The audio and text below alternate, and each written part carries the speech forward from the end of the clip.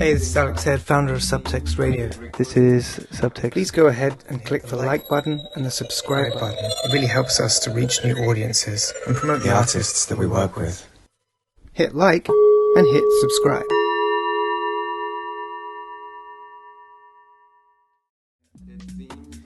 This is Subtext. Can you wait? Yeah. Do a talk. Yeah. Hello, and welcome to Subtext.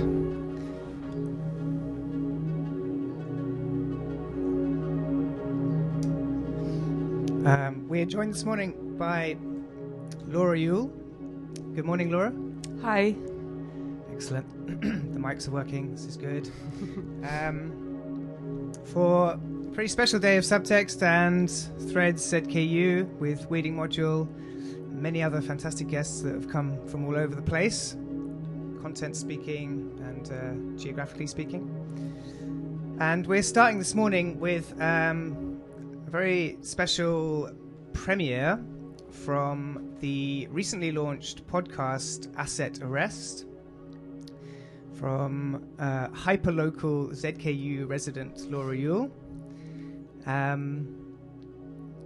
To jump straight in, Laura, perhaps before we hear some of episode 1, today premiering episode 2, you could give us a quick outline. How did Asset Arrest begin, and where are you with it at the moment? So Asset Arrest, well, I'm based in London, and I guess it kind of started out of just the frustration with how much of the city's is kind of gone into the hands of property developers who are making kind of high-end luxury property particularly. So the podcast basically operates with a framework where I invite a guest to attend a viewing of a luxury property with me. So we pose as potential buyers and we record a conversation between us before and after the viewing. So I'm specifically looking at the type of property that's been marketed towards a kind of global audience looking to invest money. So that's what I've been doing here in Berlin as well. Okay, so the affluent and aspirational of the modern creative city. Is this the right kind of strange billboard language that we see all over the place? Yeah. I guess the kind of, I mean, you see more of it in London than here, obviously. But the happy people having cappuccinos and the slogans like "Love inspires collaboration." Yeah. Well, I mean, on that note, what was your? Always interested to know. What was your journey to the ZKU? How did that become, or where did that enter your radar? I'm here through an organisation in Newcastle called the Newbridge Project. They had an open call and I proposed taking this project to Berlin basically to kind of see what the kind of differences and similarities would be with the kind of luxury property market and how it's affecting kind of existing communities here. Okay, well, let's reflect a little and look at some of those comparisons after hearing some of the work. First of all, you have provided, or let's say we've both sort of focused in on this particular conversation with your first guest for episode 1. Could you maybe introduce that guest and how you came to invite that person onto the show? So his name is Alberto Duman. He's an artist and a researcher based in London, and he's been kind of for years working around issues of gentrification and redevelopment in East London. He worked on a project specifically in the borough of Newham. So I wanted to invite him to this particular development in Canning Town. That is kind of, one of the developments that is quite heavily trying to use placemaking to establish itself as like a kind of artistic and cultural hub. Mm-hmm. He's not someone I'd met before. Okay, so this is in a way your first conversation with him. We'd maybe communicated via email before, but I think for me the whole process is more interesting if it's with someone I've not met before, and you have this very strange, intimate interaction. Yeah. Yeah, and sort of also on the microphone at the same time, so it's got that slight tension to it. Yeah, yeah. Well, the actual viewing isn't recorded though, and I guess that's the bit. Okay. That's the moment where we're pretending to be perhaps a couple or like a father and daughter or some kind of arrangement. Yeah, yeah. Okay, wonderful. Let's jump into that first conversation, which is sort of preempting the first viewing that you're doing, and we'll come back and speak to you about it just afterwards. Yep. Hi, Alberto. Hey. Thanks for coming with me to London City Island, where we're going to have a look at some two-bedroom properties. I'm just wondering, you've not been on London City Island before? No, I haven't. I've followed the development from afar, being very interested into its visual culture during the promotional phase, during the construction phase.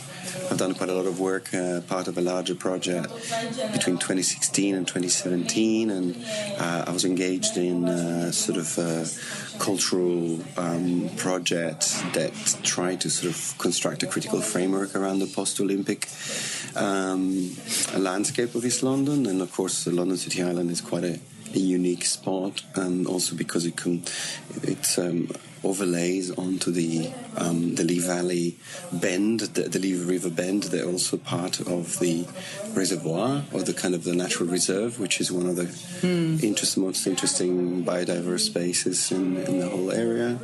Yeah. Is this for curious. The regeneration songs? Yeah, publication, which is the output of the Music for Master Planning project, which is the one that I did with the Liver Home Trust and as artist in residence with UEL. So I really went.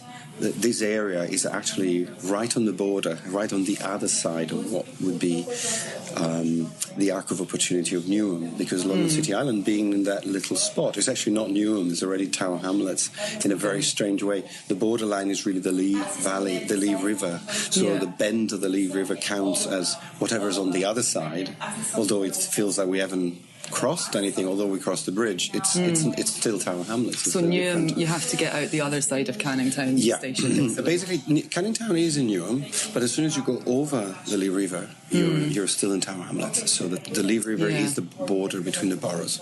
However, it as a kind of a wider area of catchment of a certain regeneration impulse. Of course, London City Island development piggyback on this big Holsville Quarter development, which is the one we just left in front of Canning Town, which is part Newham Council and part developer, and is part of a long-term regeneration strategy that really began for Newham in 2008, and then now it's powered up. There's also Aberfeldy Village. Aberfeldy Village is also a Tower Hamlets, so it's E14. And actually I do recommend that you look at the Aberfeldy Village commercial that is also on YouTube, which is actually, rather than going for the CGI technique, they go for the kind of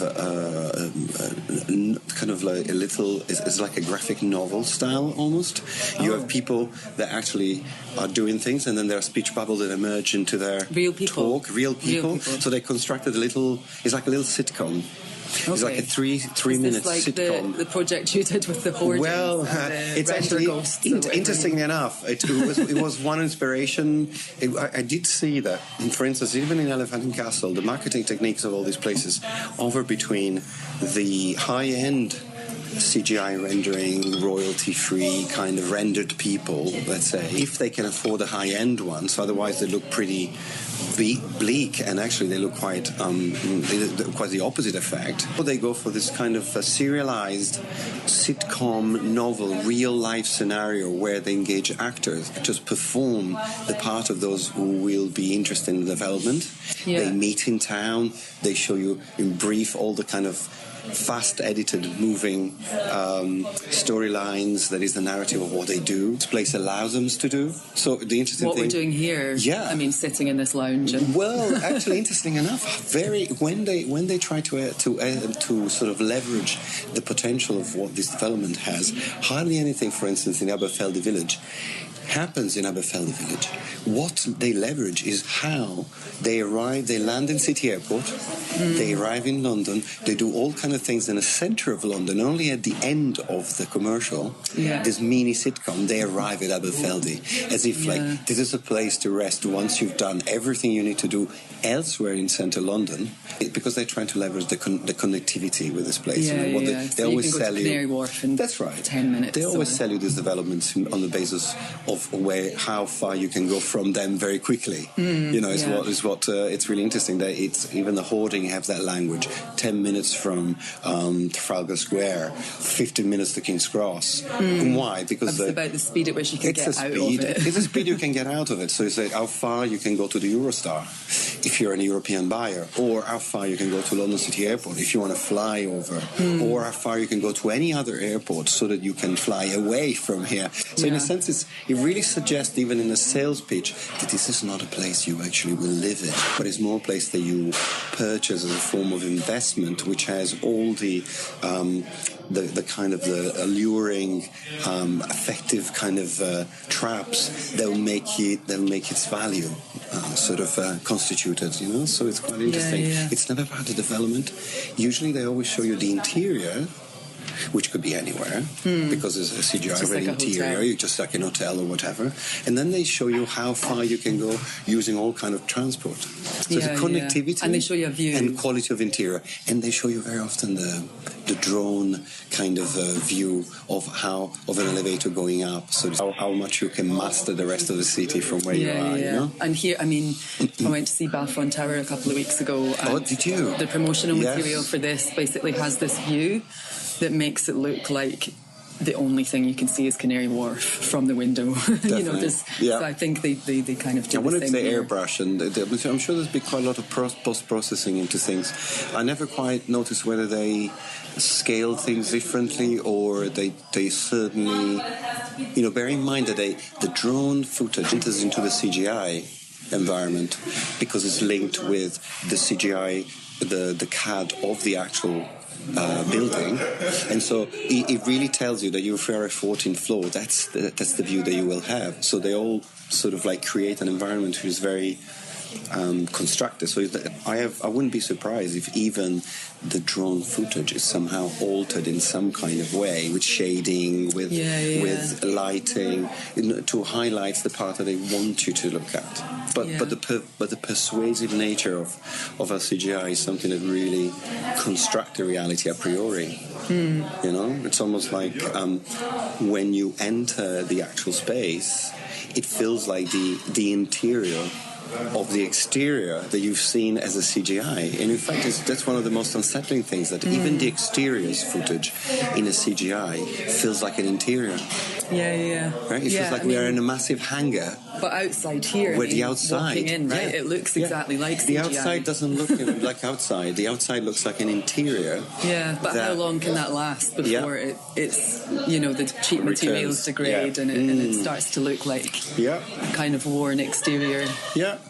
I mean, it depends how much money they have. Yeah, I wouldn't put too much faith in entropy, because as you see, there's a high amount of maintenance and a high amount of policing.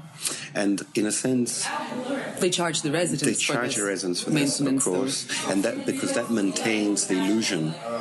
If the only things that can shatter illusions on anything that appears to be new is usually entropic forces. But the only way you can control these entropic forces is usually by leveraging a really high amount of manpower and work that goes into the polishing and the constant. It's like a bit like the Olympic Park. Or what's happening in King's Cross with Argent. You have a huge amount of workforce that is constantly picking up everything, policing every corner, making sure that things are functioning in a certain way, repaving things as soon as there is a crack. It's like a total sense of wanting to control the space. not only in the now, but it's really in the value that it projects in the future. But then, I mean, it completely is this kind of neoliberal aesthetic of like progression and the future, but I fail to believe that they are going to be able to keep up with this maintenance burden, right? I mean, of course, you can keep exploiting workers. It's an interesting investment in the future. I guess bear in mind that quite a lot of these places are sold off-plan in advance. No? Now, the fact is that when you're off-plan, you then build up the whole thing. There's still things happening here. It's not completed, the development. I think that the issue is not whether the place will be soulless or not. I think place can be successful within a portfolio property and still remain completely soulless and slightly degraded as well in reality. The point is when the two level of perception might meet, whether anyone will report back to say, but listen, this is not looking like the way it should. And it's usually, in a sense, the only way it can happen, being such a self-contained reality, is that someone within the development who truly purchased it for their own dream, let's say, as a home, realization of the dream as a proper home, call back the center of this illusory kind of machine and say, this is not what it's supposed to be like, to ask this, because they say, perhaps the question will go towards to say, but listen, let's be realistic, how genuine this sense of community that you make a lot out of this here is. I mean, I don't see that many people around, but it's... Everyone's at work, though. We're here. Of course, it's a work environment, it is a work day, it's the middle of a work day, so, but exactly because of that, a middle of a work day in a residential but if there's situation a lot of is creatives, usually... perhaps they work at home anyway. Well, I wonder that if in order to work at home, they will also have to be able to have self-employment status where they can offset part of their home as a work. As in a work. But I'm not sure, because I mean, for instance, in the videos of the animator, you see the animators kind of doing something in his flat, but it obviously is like a maquette. It's not his proper job. Animation actually needs quite large spreads of tables and lighting, and they actually need quite a bit of space, and I don't expect them to be able to do it in a flat, or if they did, they will have to convert the flat in a way that I'm not sure that if they're allowed, unless some of the ground floor units are where these people actually have also workshops. There's not that many studios here. There's not. There was the space I was in. There was only 7 studios, right? And then there was another co-working space. And that's more office work. Yeah. But other than Arbeit, I don't think there's many other workspaces yet. Wow.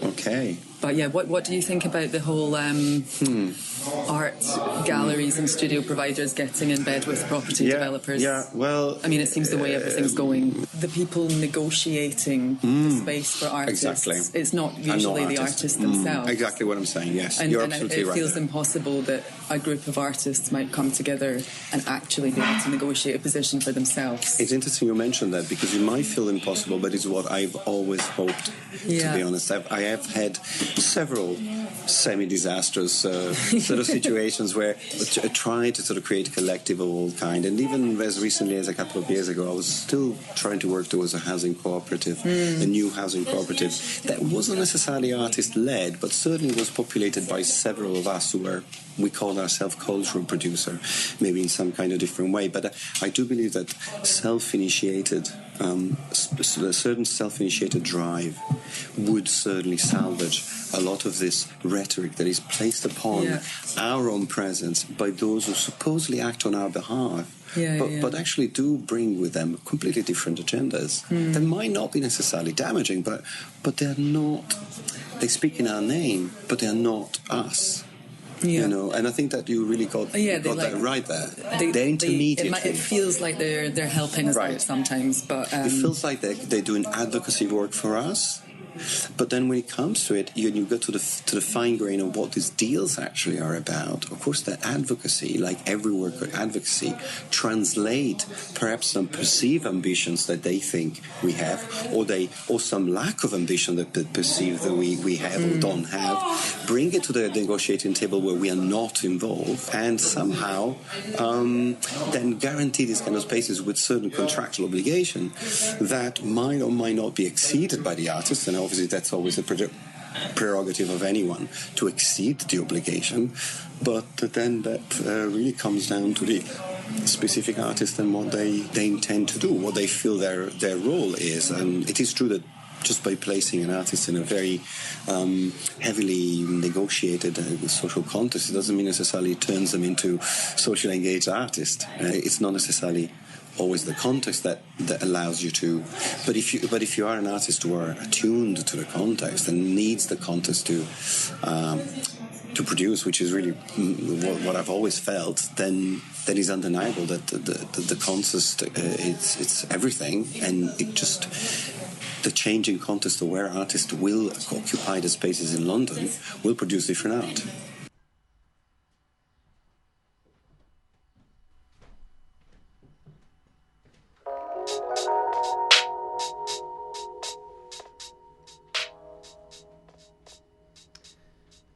Welcome back into the studio.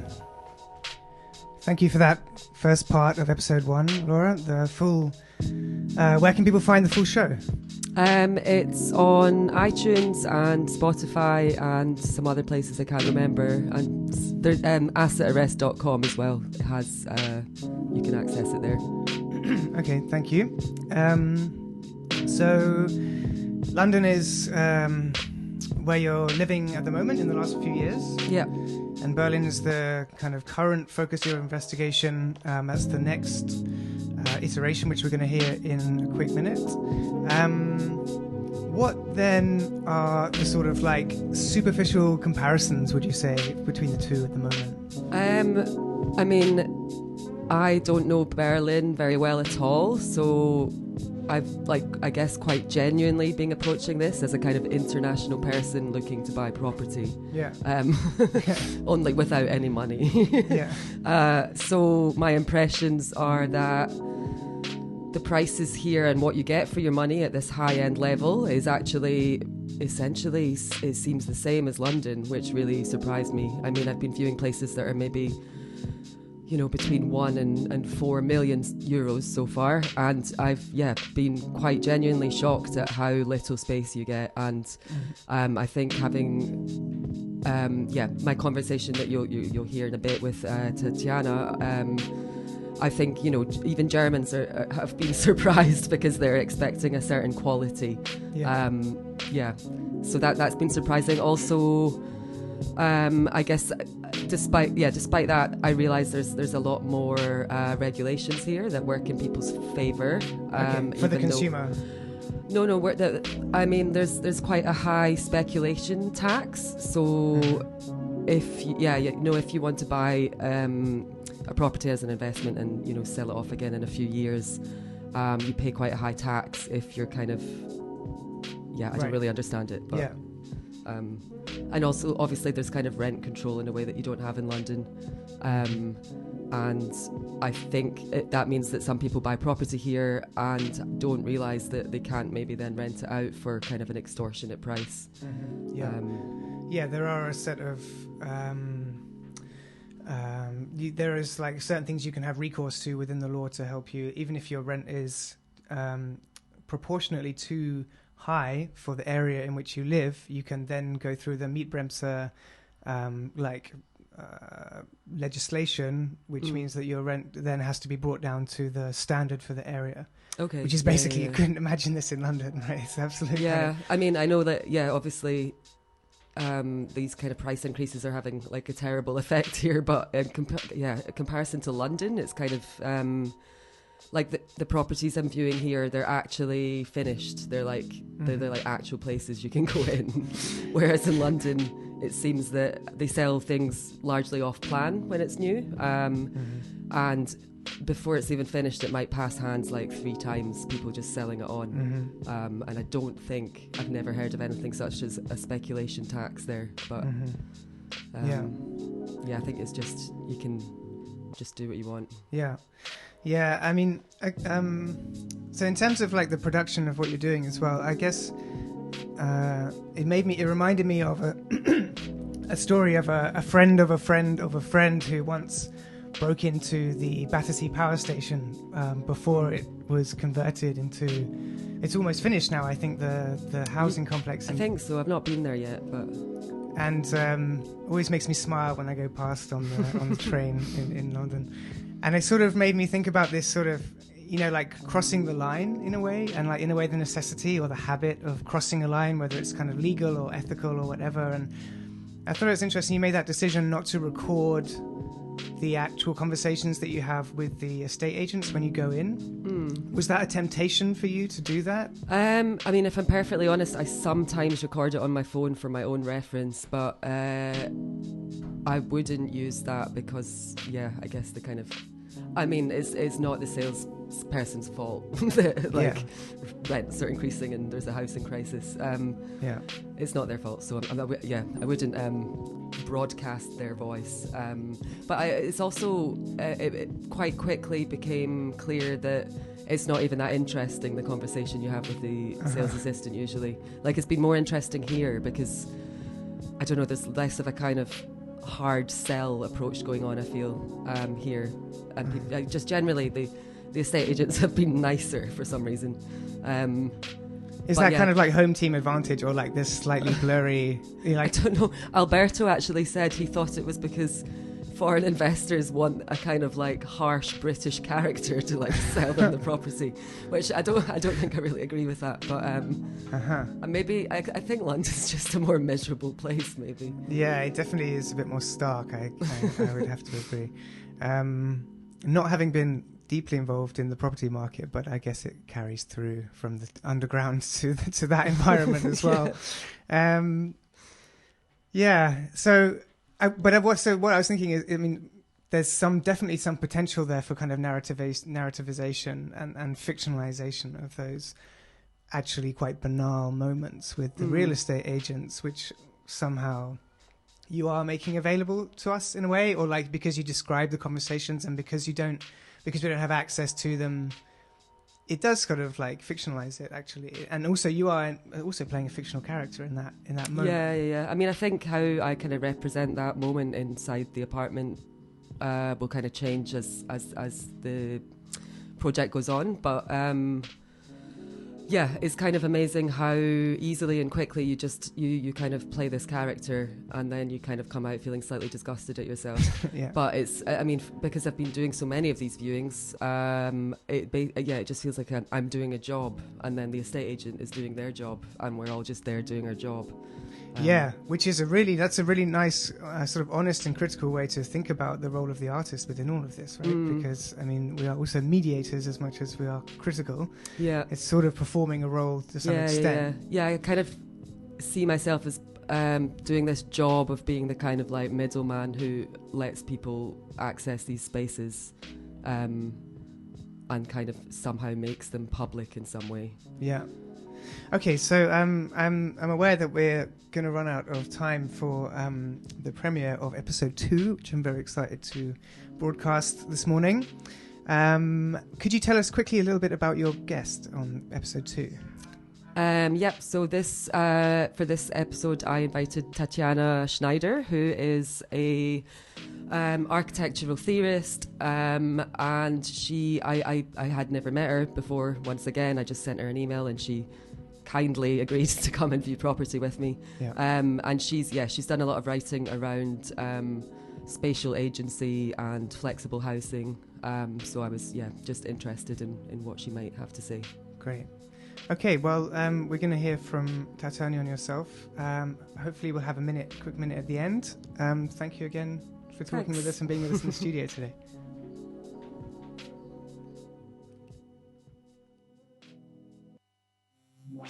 You're listening to Asset Arrest, helping you see the most exclusive parts of the city. Hello and welcome to the second episode of Asset Arrest, a podcast in which each episode centres around a viewing of a different luxury property that I attend masquerading as a potential buyer with a different invited guest each time. This episode is the first of a series of 5 or 6 Berlin-based episodes that have been made possible thanks to a residency supported by the New Bridge project in Newcastle, Durham University's Politics of Urban Social Innovation project, and ZKU Centre for Art and Urbanistics in Berlin, where I'm currently living and working from. This episode features a viewing of a 2-bedroom apartment at Schönhauser Allee 55 in Prenzlauer Berg with architectural theorist Tatjana Schneider, whose work is concerned with the social and economic mechanisms of the production of space. Tatjana and I had never met before, and this was my first property I was to view in Berlin. With news of Berlin property prices increasing at a faster rate than anywhere else in the world in recent years, I was intrigued to see what your money can get you here. Since the fall of the wall in 1989, Berlin has reconstructed and reinvented itself, moving through various phases of land and property price increases in the central areas, the selling off of parts to developers from Europe and the US for retail and office developments, virtual projections of globalization towards Berlin achieving global city status, and ongoing struggles around increasing rents and rent control. Schönhauser Allee 55 is a relatively small building with only a handful of apartments inside. I was dealing with an estate agent, not a property developer, and was told that the building was owned by an individual who had previously rented out the flats themselves but now wanted to sell the lot. The properties here ranged from around 0.6 of a million to nearly 4 million euros, and this was supposedly non-negotiable as the owner seemed in no great rush to sell them. I'll now pass over to the brochure to give you a bit more background information on the property. At the Schönhauser Allee 55, historic flair meets urban luxury. Here, in the heart of Prenzlauer Berg, an exciting and incomparable architecture presents itself, old and new in perfect harmony. It is a house as a symbol of change. Built in the 1850s, this listed building fulfills the dreams of all lovers of Berlin's Wilhelminian-style architecture. Its landstone facade, historic stucco work, and classic old-style floor plans make it an absolute rarity. It is the oldest building in Prenzlauer Berg and was renovated a few years ago in close cooperation with the Office for the Protection of Historical Monuments. Since then, the house has been radiating back to its former glory and impresses with historic details. The merchant Hermann Etig built it in 1899, and it functioned as a laundry factory. In the GDR era, the building serves as a metal furniture factory and carpentry. After the fall of time, the house is empty for a few years and is used as a club room and artist studio. In 2010, the former factory was reconstructed true to the original and increased by a penthouse, with much respect for the old fabric and history. Added to this were contemporary components, such as floor-to-ceiling windows, underfloor heating, open kitchens, balconies, and terraces. Apartments with industrial charm, 11 loft apartments and a commercial unit in a former linen factory, open floor plans, floor-to-ceiling windows, and the charm of industrial architecture.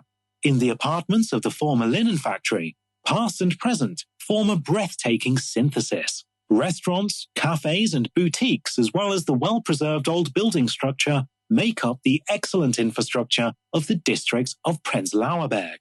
In the streets between Schönhauser Allee, Kastanian Allee, and Papel Allee, Berlin's transformation into one of the most popular cultural metropolises of the world becomes visible and perceptible. Prenzlauer Berg has preserved its charm. Diversity, coupled with the noticeable history that is everywhere, produces this unique blend for which the district is known worldwide. Regardless of whether it's families or singles, entrepreneurs or academics, the central location, good infrastructure with high quality of life, makes the district one of the most popular in the city.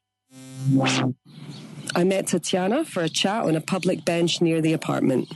Hi Tatjana, thanks for joining me to view property on Schönhauser Allee. Maybe you can just introduce yourself briefly and say a bit about what you do. Okay, I'm Tatjana Schneider. I teach history and theory at the Technical University of Braunschweig. I'm interested in the production of space from a citizen perspective, you could say. I'm interested in how space is produced, why it is produced, and what certain forms of development tend to turn a city into.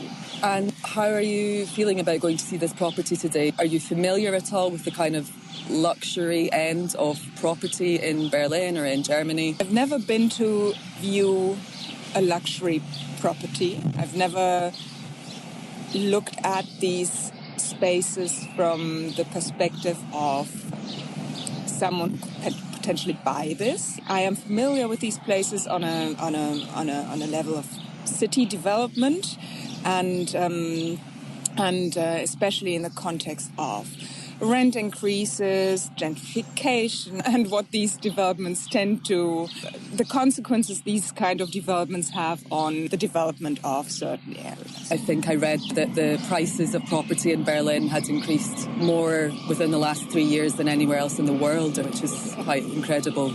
But do you think this is a situation kind of unique to Berlin, or do you think this is happening in other German cities as well? Oh, it's happening in many other German cities. One of the worst cases is Munich, of course. Munich is which is a lot more expensive, right? Munich started off from a much higher level, which is why maybe the percentage increase might not be as dramatic as the one you find in Berlin. So Munich's always been relatively expensive, and in Berlin, property was until very recent, until 10, 15 years ago, probably very cheap.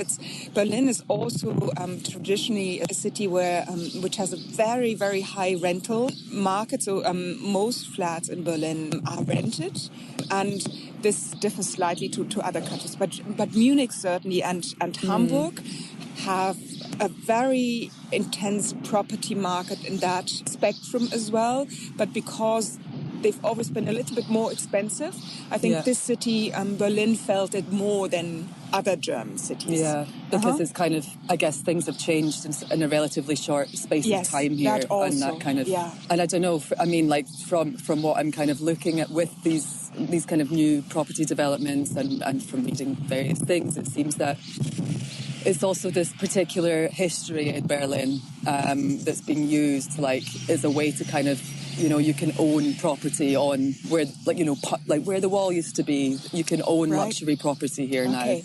So I think I'm viewing a place next week that's acclaimed to be the first high-rise living apartment in Berlin when it was built, and was built just beside what was the last remaining part of the wall. Ostbahnhof. Yeah, I mean the place is it's called living levels or something. Yeah. Okay. But I'm not very familiar. This is my first viewing here, so I'm going in quite naively. Yeah. I mean we're sitting here in a square, and around us are clearly also rental apartments, and you see the sign which is on the wall of that grey house, which says "Stop wailing, hunt the rent shark." Yeah. So it's interesting, no? These kind of developments in a context of an area that really until very recently was super cheap, but everyone is feeling the increases, is feeling how much rents can still increase and are being increased because of properties like this also, of course. No? There's a lot of money coming into the area, and it's not just the housing, obviously, that changes. It's the cafes that are popping up. It's the little shops that are popping up. It's this and that and the other.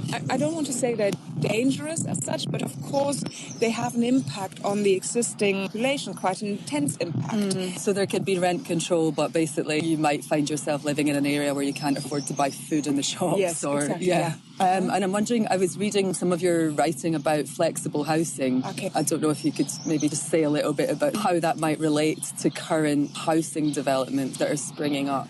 I mean, which for me, for example, the type of housing I see being built in London is incredibly crazy kind of inbuilt obsolescence. These places look like they're not going to last 20 years. Yeah. I mean, they feel flimsy. They feel the quality is kind of dreadful. Okay, so I'm really looking forward to seeing that place, because I have a sense, and we'll see whether it's true or not, that these properties in the German context tend to be relatively well constructed. So there is these types of flats, similar to the UK, but from a construction end, very, very different. They are seen as obviously investment opportunities also for old age. You're just realizing, I think, that I'm not too familiar with exactly what type of people are moving into these things. No? Yeah.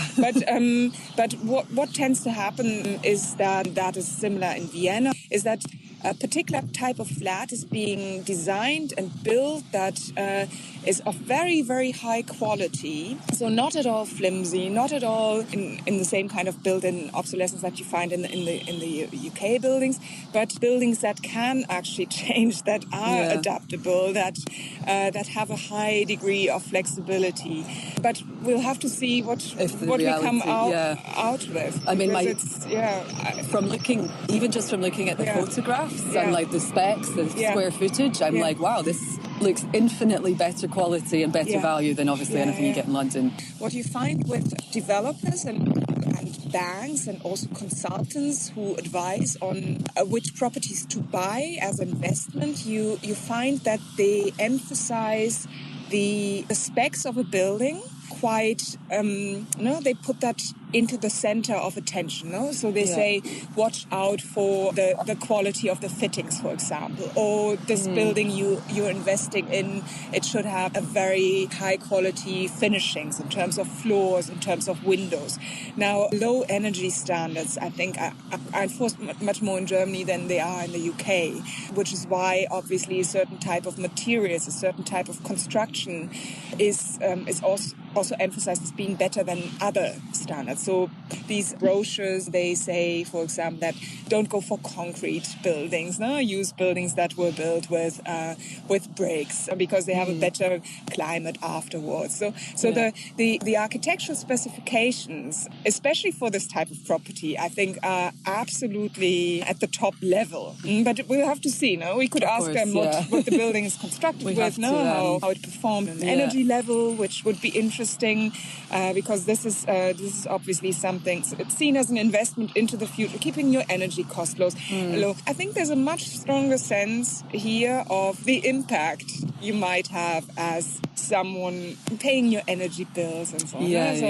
I think it's a big topic. People are more sensible. Well, I don't know, but it seems at odds also with the international property, the international buyers that are potentially buying these flats also, who might not be familiar with that kind of discussion. But I think it still becomes a selling point for anyone, right? Probably, that becomes the unique selling point of German property, perhaps. And it's not like this end of the market there's quite a bit of stuff on the market, I feel. And maybe you know better than I, but I don't think that it's very tight. So I don't think you only have 5 properties and 2,000 people wanting to buy those. No, it's more like a relatively stretched. There's a lot of stuff out, and already for me, just making appointments is very different to London because we're making appointments to go and see actual apartments. It's not to see a showroom where the apartment will be finished in 4 years, and it's already sold and been sold on 3 times before it's finished. Exactly. So I guess you have to be more competitive with the quality. Much more competitive, I think,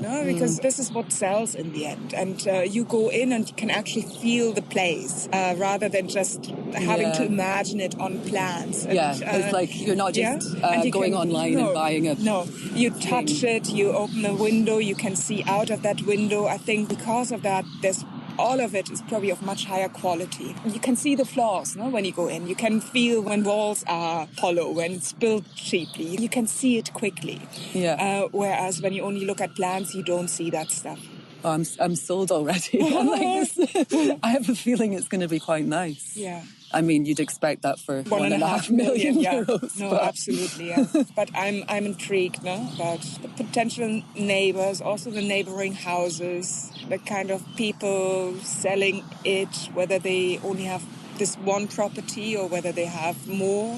Whether they're specialized on sort of own it, live in it, or whether it's a small investor or part of a bigger empire, how they position themselves in that market here. I'm not really sure what this means, but I keep thinking about this idea of the generic in relation to housing and architecture and cities, something being kind of generic or standardised, or I guess because for me this project is looking at these properties that are typically marketed to a global audience. There seems to be this imagined standardised ideal of what people are after. Yeah. And then the result is obviously that you feel like you see exactly the same buildings and properties springing up in all these major cities. Is that something that you feel is happening? Does this idea of the generic not really exist? I think it exists in some parts of the world, in many parts of the world, but I feel that many of the properties here in this city play with a different idea. So you mentioned before that there seems to be a strong emphasis on the embedding of those properties into some kind of historic trajectory, that you would become part of a city that was divided and it's now unified, and you can look still onto that strip where the division of the city was.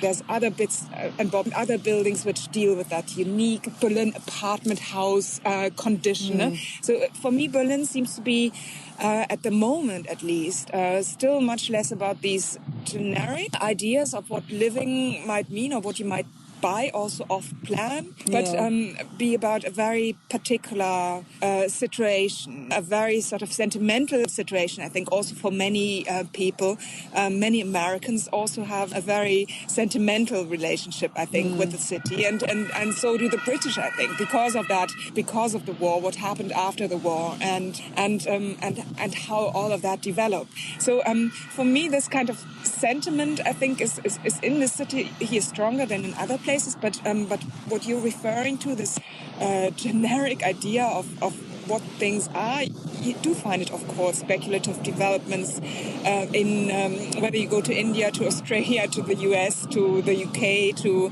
maybe even Frankfurt, no? Because in Frankfurt you also have that particular global audience that might be expected to find a standard that it goes maybe hand in hand with finance. But the finance as well. No? Frankfurt would have been a city to mention as well earlier on, no? In terms of German cities who are experiencing that kind of thing. And Frankfurt in particular, of course, because of Brexit and financial things moving over to that city.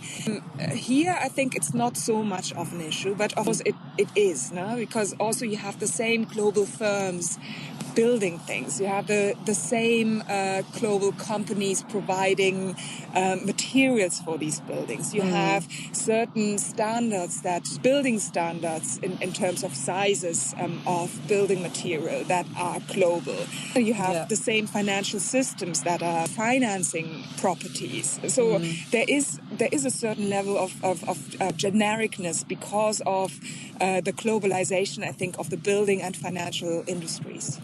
Yeah, but I guess it's also, I mean, I hate to use this word, but it's like it's perceived as such a creative city, you know, a city for artists and perhaps alternative ways of living, maybe less so now, but I guess that is taken into consideration by those who build buildings and sell apartments.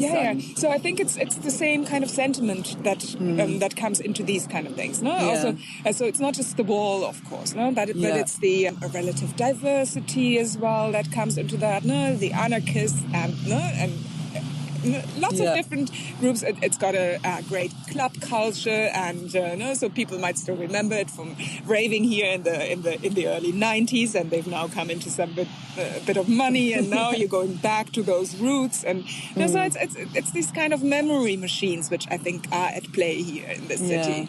And it's still a city where you can afford, no? So it's not like London, it's not like Tokyo, it's not like Paris even, where you only get a shoebox for that kind of money. But it's still spacious, it still has a lot of parks, it's green, no? It's easy to get around, you can cycle, so it's got a very high living standard in many ways. And I think this is super attractive, especially in this context, London, Berlin, and other US cities. No, it's still cheap. 1.5 million for a 2-bedroom flat on a global level.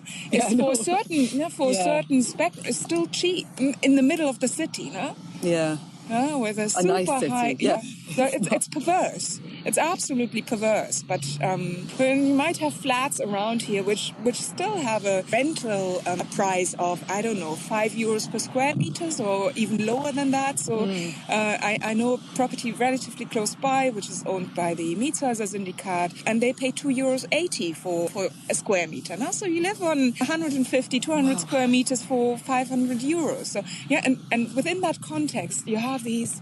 I don't know what this would work out at in terms of a rental price if you were to buy it to let out again. But you'd probably go to 20, €25 per square meters. Yes. And I read that this was a lot of people who did start investing in property here, like people who were not that familiar with Germany. Then bought the property and then were like realised that they couldn't charge such high rents because there is control, and the investment basically failed. So they have to sell it, or they just have to live in it or something.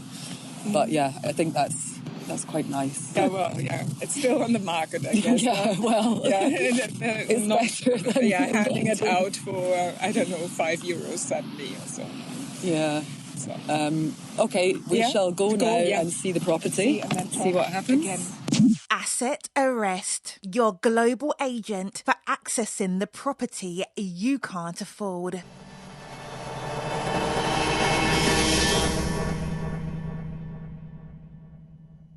Okay, so we're just fresh out of our viewing of Schönhauser Alley 55.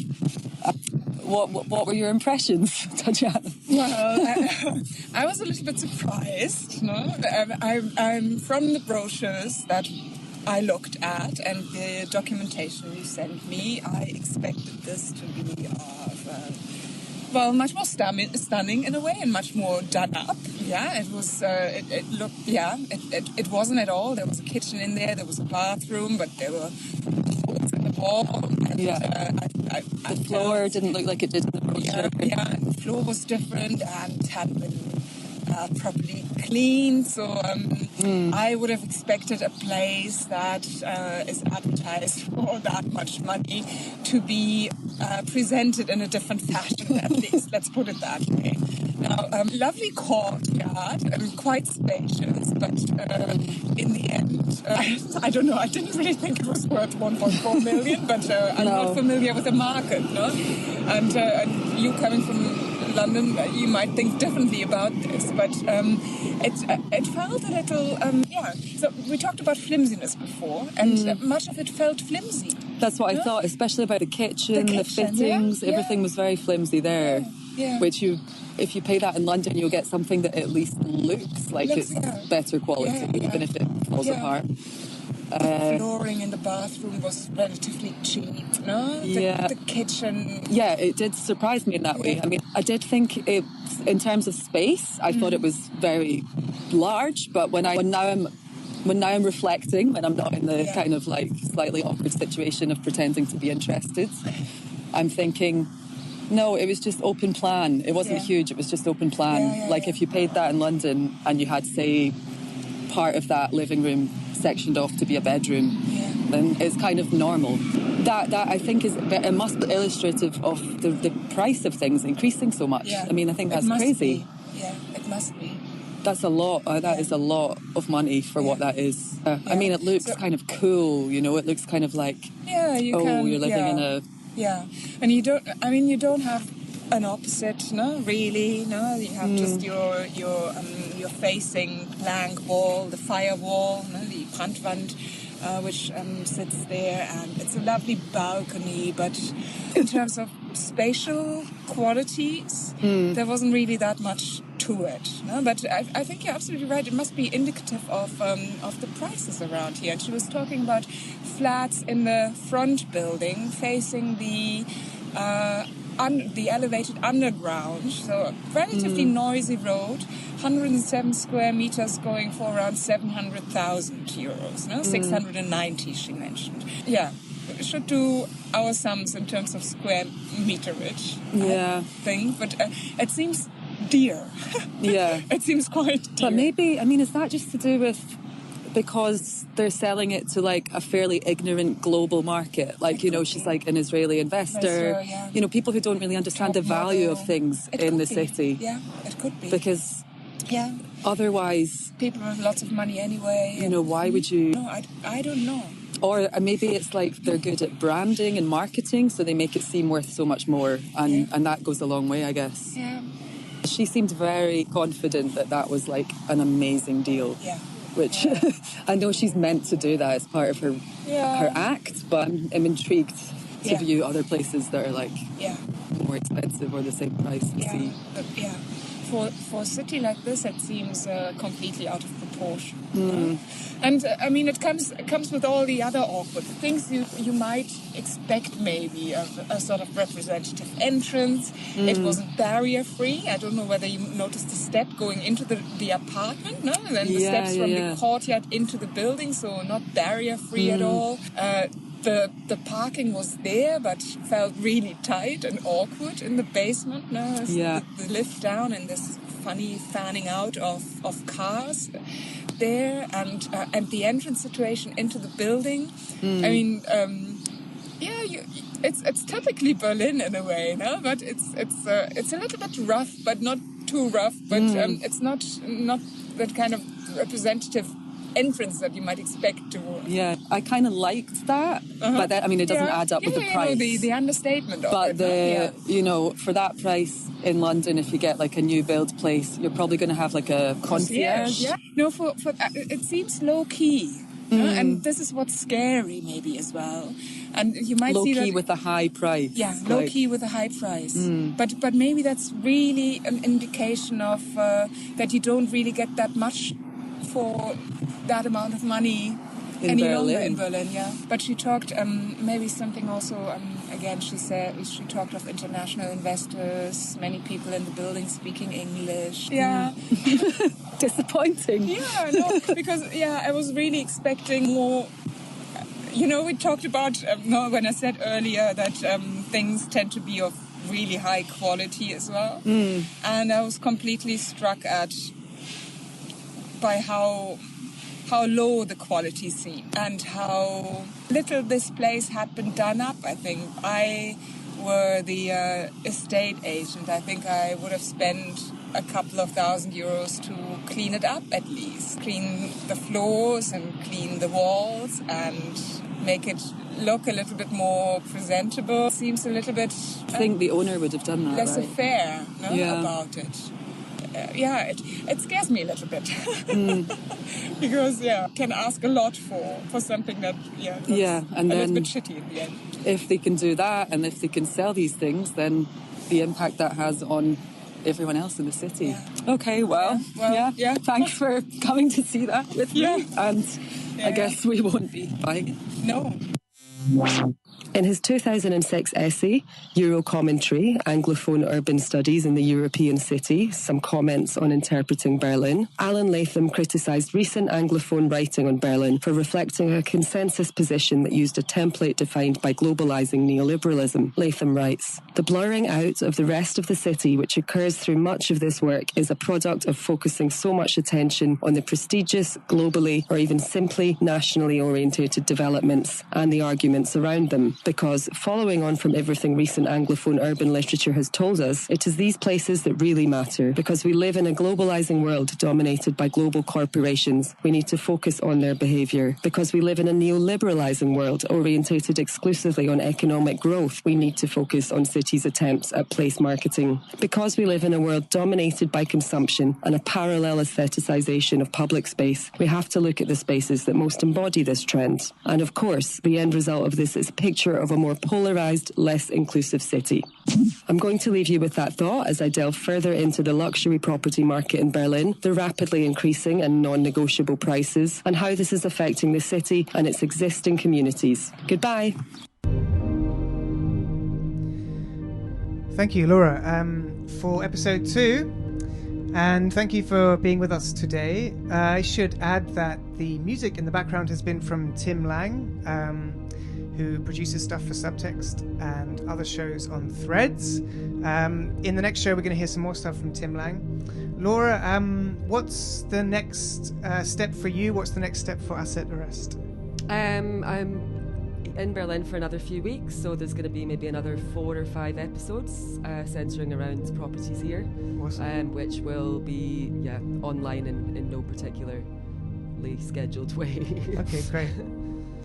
And do you have another city in mind afterwards that you're looking to investigate? I mean, I'd love to take this to other places, so yeah, I just need someone to kind of fund me to go there. And Excellent. Yeah. Excellent. Okay, and potential sponsors can get in touch with you and listen to the show through the SoundCloud archive, like you say, and also this will go up on the Subtext archive. And hopefully we can catch up with you in the future at some point. Thanks so much for coming on today. Thanks very much.